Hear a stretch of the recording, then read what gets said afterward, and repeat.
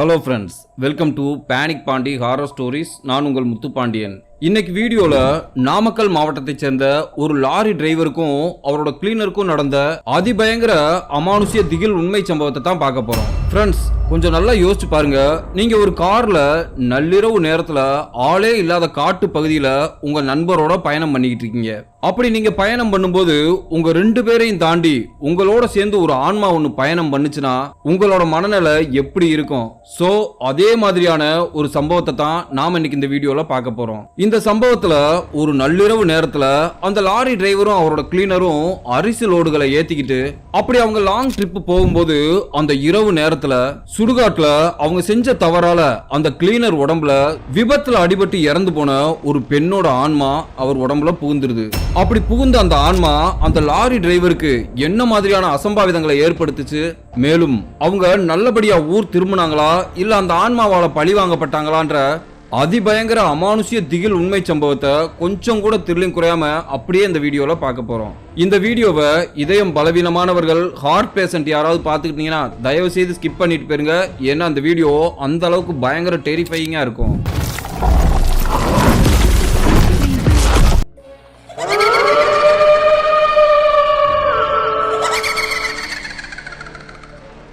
வீடியோக்குள்ள போறதுக்கு முன்னாடி உங்க டைம் 2 செகண்ட் ஸ்பெண்ட் பண்ணி இந்த வீடியோக்கு ஒரு லைக் பண்ணிட்டு ஏதாவது கருத்துக்கள் தெரிவிக்கணும்னா மறக்காம கீழே கமெண்ட் பாக்ஸ்ல கமெண்ட் பண்ணுங்க. நியூ வியூவர்ஸ் இப்பதான் நம்ம சேனலை ஃபர்ஸ்ட் டைம் பாக்குறீங்கன்னா நம்ம சேனலை சப்ஸ்கிரைப் பண்ணிட்டு பக்கத்துல இருக்க அந்த பெல் ஐகானை ஆல் நோட்டிபிகேஷன்ல போட்டுக்கோங்க. அப்பதான் நான் அடுத்தடுத்து போடக்கூடிய அமானுஷ்ய திகில் உண்மை சம்பவங்கள் உங்களுக்கு இன்பாக்ஸ்ல நோட்டிபிகேஷனா வந்துடும். சரி, வாங்க வீடியோக்குள்ள போகலாம்.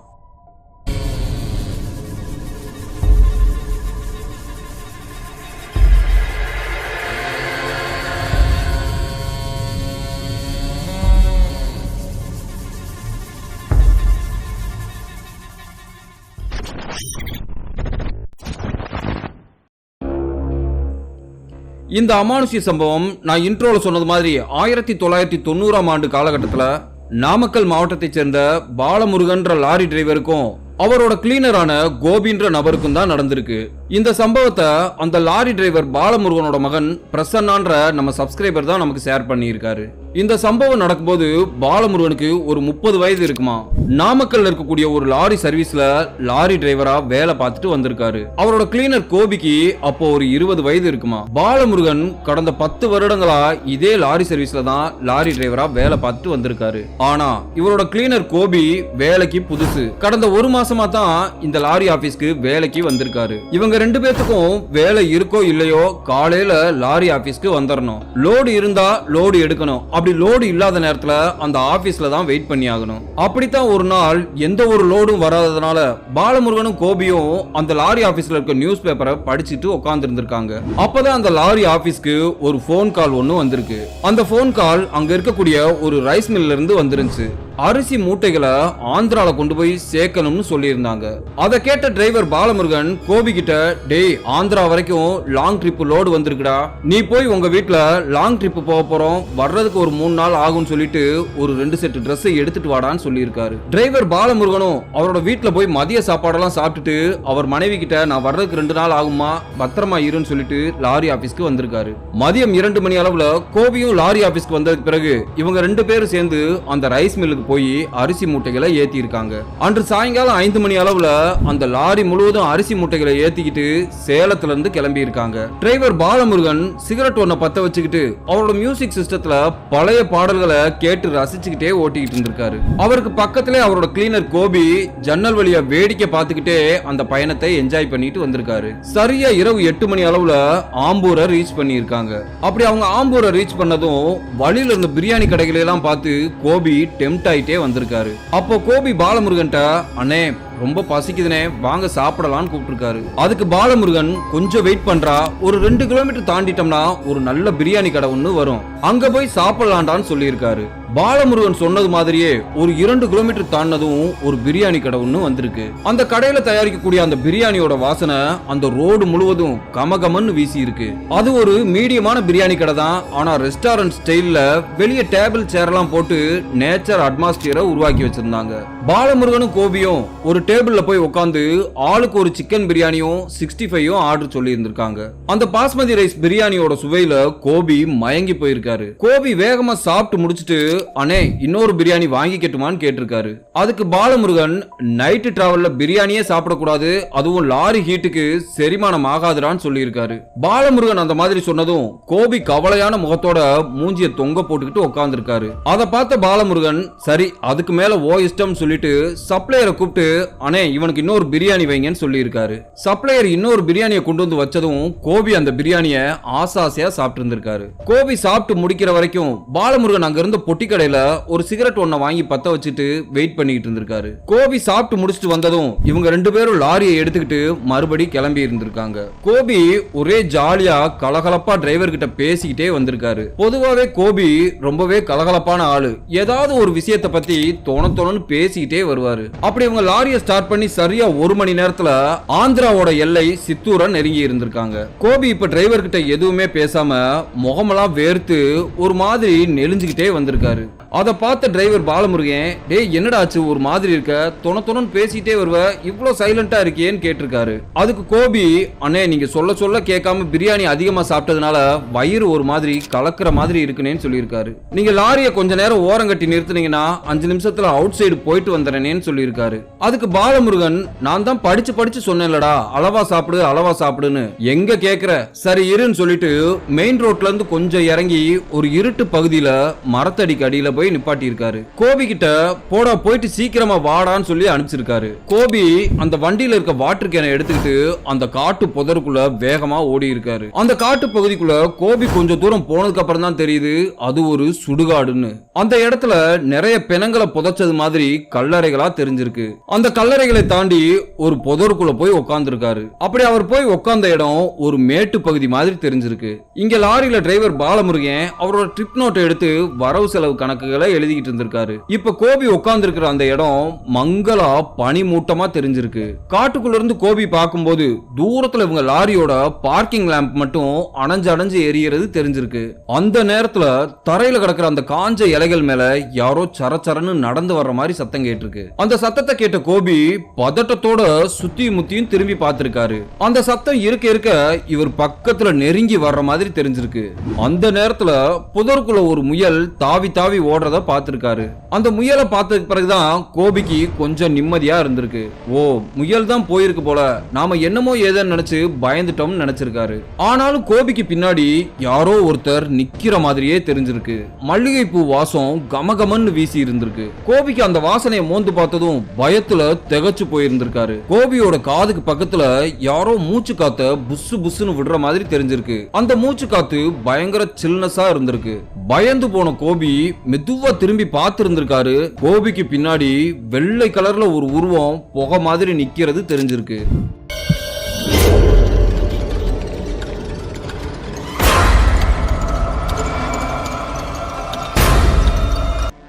அதை பார்த்த கோபிக்கு அள்ளு விட்டுருது. படக்குன்னு எழுந்த கோபி திரும்பி பார்த்திருக்காரு. அந்த இடத்துல ஒரு 25 வயது மதிக்கத்தக்க ஒரு இளம் பெண் வெள்ளை கலர் சேலை கட்டி நிக்கிறது தெரிஞ்சிருக்கு. ஆனா அதோட உருவம் கலங்களா பிளர்ரா தெரிஞ்சிருக்கு. அது கோபியை பார்த்து ஏய் நானும் உன் கூட வரவா, என்னையும் கூட கூட்டிட்டு போறியான்னு கேட்டிருக்கு. கோபி பயத்துல அந்த இடத்துல இருந்து தடுமாறி ஓட முயற்சி பண்ணி இருந்திருக்காரு. அந்த ஆன்மா கோபியோட தோல்ல கைய வச்சு இழுத்து பிடிச்சிருந்திருக்கு. பயத்துல கோபியால கத்த கூட முடியல. குரல் அடைச்ச மாதிரி இருந்திருக்கு. கோபிக்கு உடம்பு முழுவதும் சில்லுன்னு ஒரு குளிர்ச்சியான உணர்வு ஏற்பட்டிருக்கு. கோபி அந்த இடத்துல அப்படியே மயங்கி விழுந்துடுறாரு.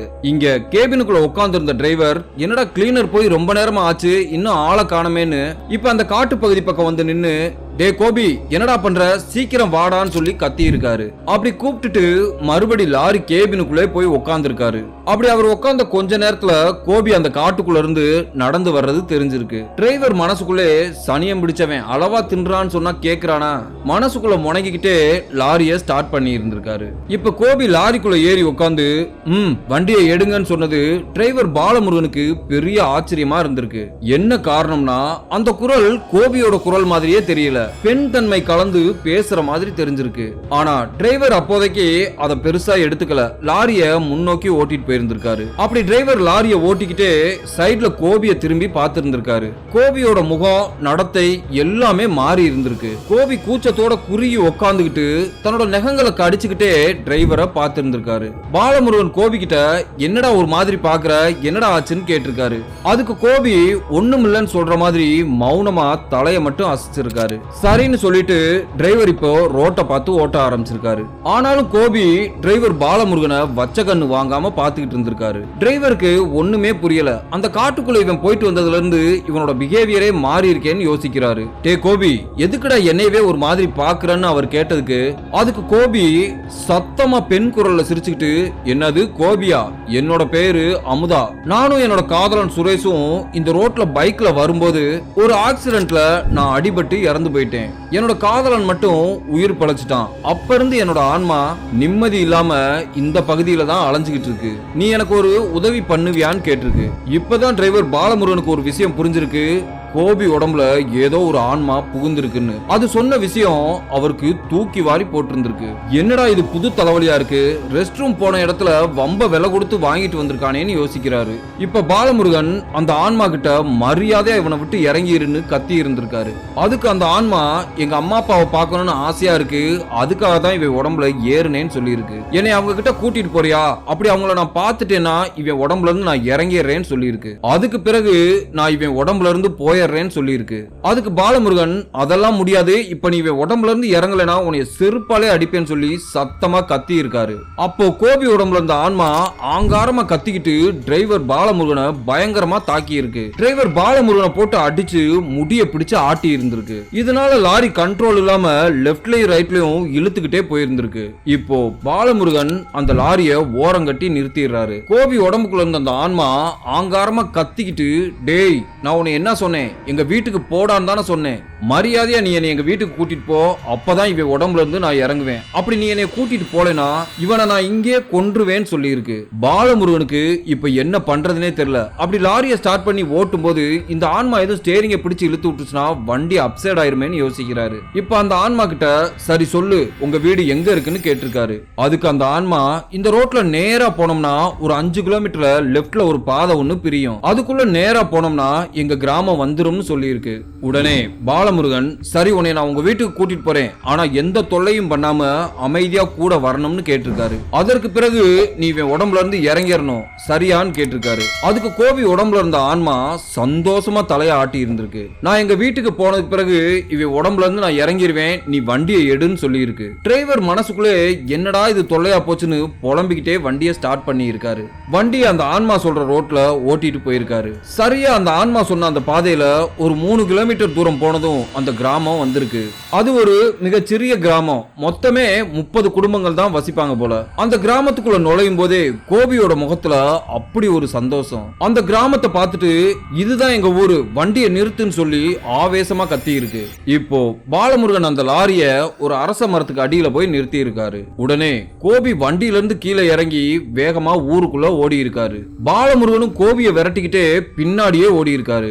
என்ன காரணம்னா கோபி எங்கேயாவது போய் மிஸ் ஆயிட்டானா அவங்க பெற்றோருக்கு இவர் தான் பதில் சொல்லி ஆகணும். அதனால கோபியை விரட்டிக்கிட்டே பின்னாடியே ஓடி இருந்திருக்காரு. அப்படி அவங்க அந்த கிராமத்துக்குள்ள நுழையும் போது இரவு 11 மணி இருக்கும். கிராமத்து மக்கள் எல்லாரும் வீட்டை பூட்டிட்டு தூங்கிக்கிட்டு இருந்தாங்க. அந்த மொத்த கிராமமும் வெறிச்சோடி கடந்திருக்கு. கோபி வேகமா ஓடி போய் ஒரு வீட்டுக்கு முன்னாடி நின்னு அந்த வீட்டை ஆச்சரியமா பார்த்திருக்காரு. பாலமுருகனும் இப்ப பக்கத்துல வந்திருக்காரு.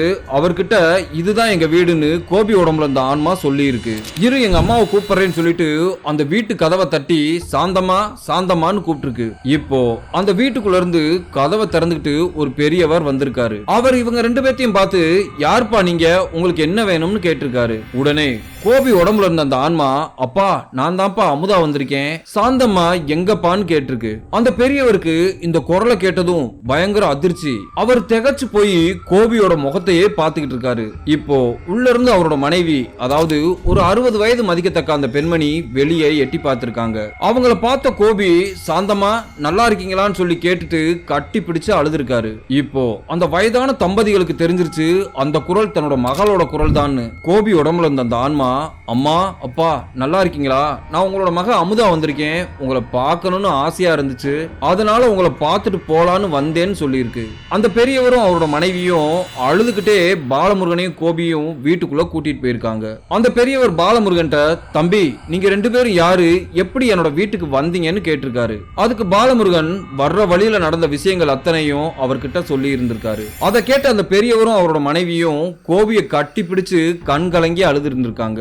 இப்ப அந்த பெரியவர் பாலமுருகன் கிட்ட, தம்பி அமுதா எங்களுக்கு பிறந்த ஒரே மக, ரொம்ப செல்லமா அவளை வளர்த்தோம். அவளுக்கு திருமண வயது வந்ததும் நாங்க அவளுக்கு மாப்பிள்ளை பார்க்க ஆரம்பிச்சோம். ஆனா அவ வேற யாரையோ காதலிச்சிருப்பா போல, அது எங்களுக்கு ரொம்ப நாளா தெரியவே இல்ல. ஒரு நாள் இரவு அவ காதலனோட ஊரை விட்டு போயிடலாம்னு 2 வீலர்ல கிளம்பி போயிருந்திருக்கா. அப்படி அவங்க போற வழியில பைக் ஆக்சிடென்ட்ல அடிபட்டு என் பொண்ணு அந்த இடத்துல இறந்து போயிட்டா. ஆனா அதிர்ஷ்டவசமா அந்த பையன் மட்டும் உயிர் பொழைச்சுக்கிட்டான். எங்களுக்கே இந்த விஷயத்த மறுநாள் ஸ்டேஷன்ல இருந்து வந்து சொன்னதுக்கு பிறகுதான் நாங்க போய் நேர்ல பார்த்தோம். அன்னையில இருந்து இன்னைக்கு வரைக்கும் நாங்க ஒரு நடைபிணமா வாழ்ந்துகிட்டு இருக்கோம்னு சொல்லி அழுதுருக்காரு. பாலமுருகன் இவங்க 2 பேர்ட்டையும் பேசிட்டு அந்த வீட்டுக்குள்ள போய் பார்த்திருக்காரு. அங்க ஒரு போட்டோல லைட்லாம் எரிஞ்சு மாலை போட்டிருந்துச்சு. அது ஒரு பெண்ணோட போட்டோவா இருந்துச்சு. அதை பார்த்த பாலமுருகன், இதுதான் உங்க பொண்ணோட போட்டோவான்னு கேட்டிருக்காரு.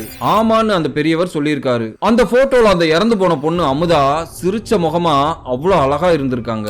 அப்போ கோபி உடம்புல இருந்த ஆன்மா, அம்மா உன் கையால எனக்கு சாப்பிடணும் போல ஆசையா இருக்கு, எனக்கு ஊட்டி விடுறியாமான்னு கேட்டிருக்கு. சாப்பிட்டு ரொம்ப நாள் ஆச்சு, பசிக்குதுமான்னு கேட்டிருக்கு. உடனே அந்த அம்மா சமையல் அறைக்குள்ள போய் சாப்பாடை போட்டு அவங்க கையால பிணைஞ்சு கோபி உடம்புல இருந்த ஆன்மாவுக்கு ஊட்டி விட்டுருக்காங்க. இவங்க 3 பேரும் உட்காந்து பேசிக்கிட்டு இருக்காங்க.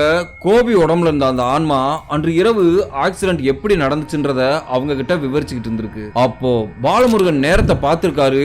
இரவு 1 மணியை தாண்டி இருந்துச்சு. பாலமுருகன் அந்த பெரியவரை தனியா கூப்பிட்டு, ஐயா வண்டி நிறைய அரிசி லோடோட நிக்குது, அத நாளைக்குள்ள நான் டெலிவரி கொடுத்தாகணும், அவனை அனுப்பி வைங்கயா, நான் கிளம்பணும்னு சொல்லியிருக்காரு. அந்த பெரியவரும் அந்த விஷயத்த அவர் மனைவி கிட்ட வந்து சொல்லி இருக்காரு. இத கேட்ட அந்த கோபி உடம்புல இருந்த ஆன்மா, நான் உங்களை விட்டு போக மாட்டேன், நான் உங்களை விட்டு போக மாட்டேன்னு பயங்கரமா அடம் பிடிச்சிருக்கு. அதுக்கு அந்த பொண்ணோட அம்மா, அடுத்தவங்களுக்கு நம்ம தொந்தரவா இருக்க கூடாதுமா, நீ முதல்ல அந்த பையனோட உடம்பு விட்டு இறங்குன்னு சொல்லியிருக்காங்க.